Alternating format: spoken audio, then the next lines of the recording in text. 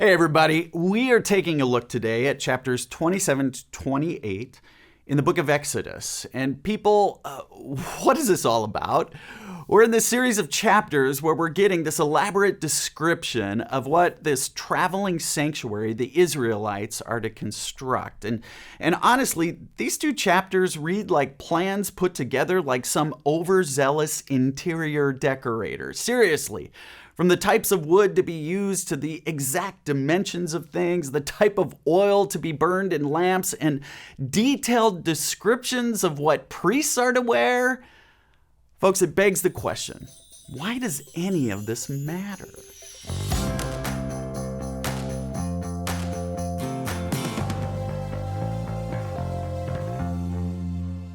We're in chapters 27 and 28 of the book of Exodus, where we get this elaborate description of this traveling sanctuary. You see, the author goes into painstaking detail, and as I said, why does any of this matter?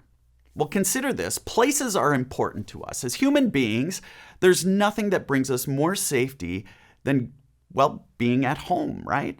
Going to your grandparents' home or your parents' place or your hometown or that lake cabin. They all spur memories that root us. We go to that favorite vacation destination year after year. Why? Because places matter to us. Well, out in the wilderness, God chooses a place to dwell with the Israelites, this traveling sanctuary, because places are important to us. And if places are important to God's people, they are also important to God. For us, places conjure up memories and associations with people. And here's what God wanted. God wanted a place the Israelites would associate with God.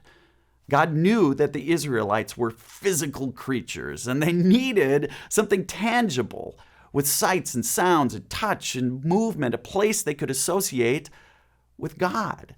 This traveling sanctuary or tabernacle, whatever you want to call it, it provides just that. It was a place, for example, that provided order and intentionality to their relationship with God. Without a uniquely defined place, God knew the Israelites, they would likely fall into sort of undisciplined worship patterns. This traveling sanctuary, it also provided a tangible place that could bring a concreteness to their relationship to God.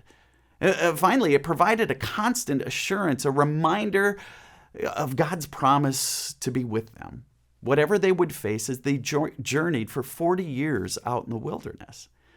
Now, it should be said that this idea of God needing a place to reside is often misunderstood.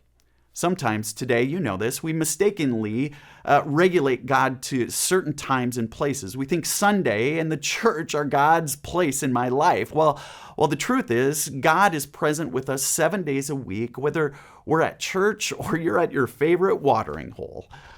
Maybe that's why God instructs Moses and the Israelites to build a tabernacle that's portable, that's not a permanent structure. It's a reminder that God is always moving with us day in and day out. So a couple of questions. What times and places do you associate with God? Are there times outside of Sunday morning at church where you feel you encounter God's presence? And secondly, have you always believed God is with you 24 hours a day, 7 days a week?